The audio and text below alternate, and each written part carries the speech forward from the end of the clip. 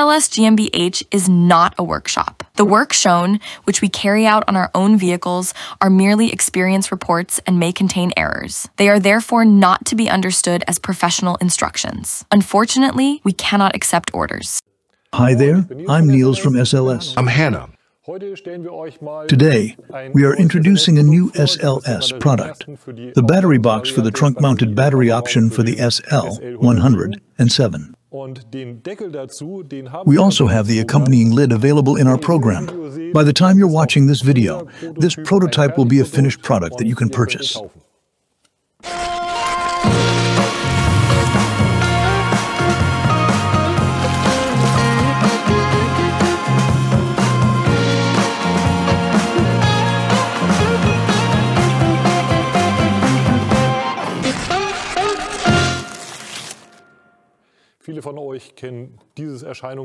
Many of you are likely familiar with the appearance of the battery box and lid. When the battery is installed too high, the lid does not sit properly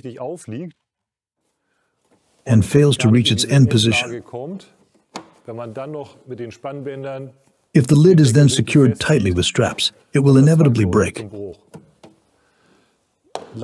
Unfortunately, when searching for a battery size suitable for your specific vehicle, search engines often suggest a size that is too large in height for this battery box. With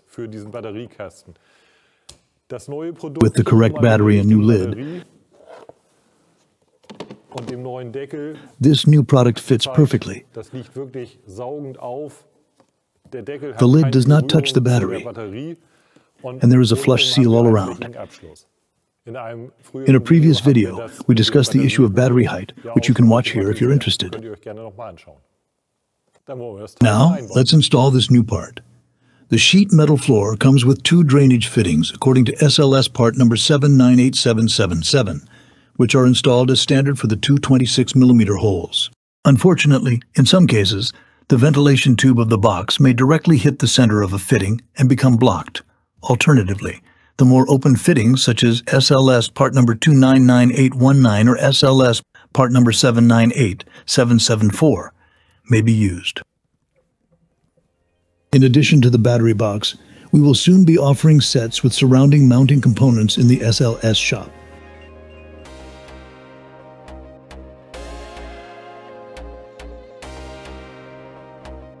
On the fender side, the shorter metal bands without tension clamps should be hooked first, as they will be difficult to access later. Here, you can see the limiting welded frames and the passage of the positive cable with a large fitting. A preliminary test installation of both stubborn fittings into the still removed box is recommended.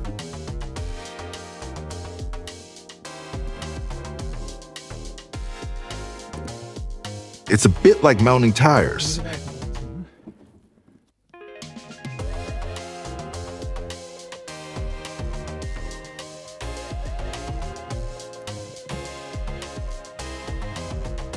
And there you have it, it's in place. In our case, we are keeping the original fitting on the positive side, which is already placed on the cable during the wiring process, before the bulky positive terminal clamp. I guide the box over the positive clamp.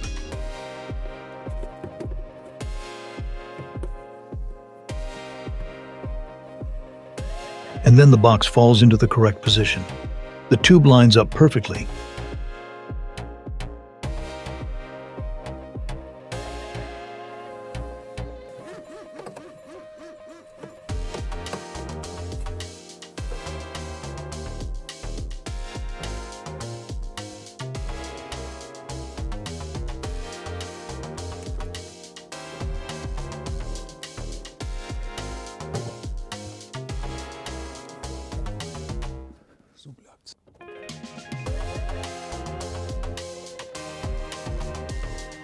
Blimey, that looks brilliant.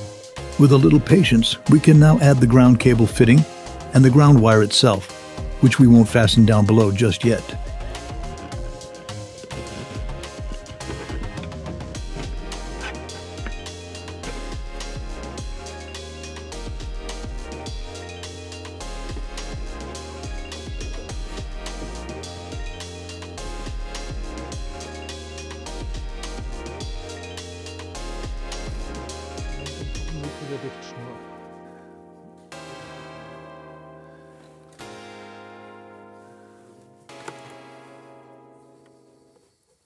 And here comes Niels with the sealing cord.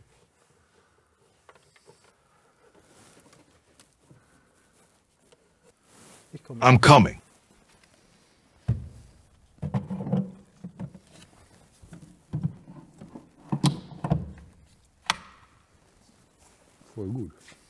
Here's the 1979 version of the battery clamp and ground strap, which were not always identical.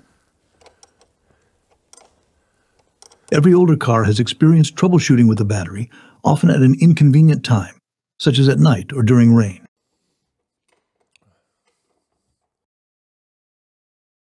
Therefore, it is important to invest some time in maintaining ground points and battery clamps at the workshop. In our case, the battery clamps were quite worn out and required some reworking. The current flow to the starter appears to be excellent. A soft and thick self-adhesive insulation strip, as used on tanks or hoods, fills the free gap below the tension straps in the lid.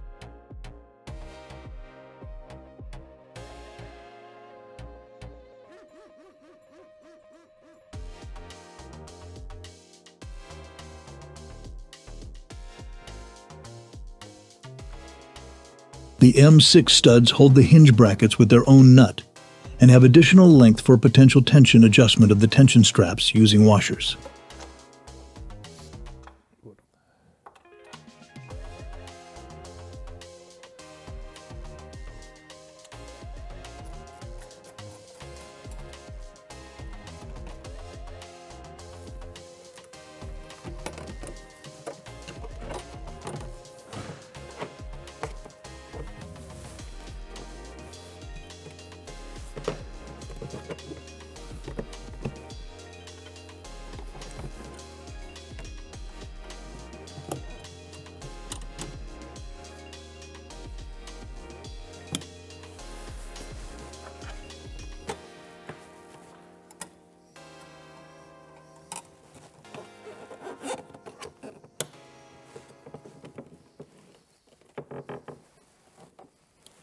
So it's perfect. Jo.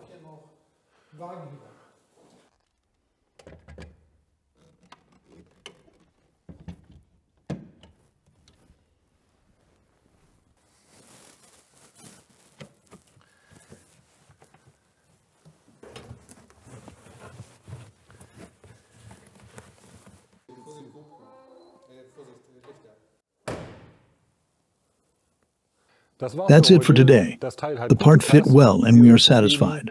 And hopefully you are too when you buy the part. And we'll see you in the next video. Cheerio. Bye-bye.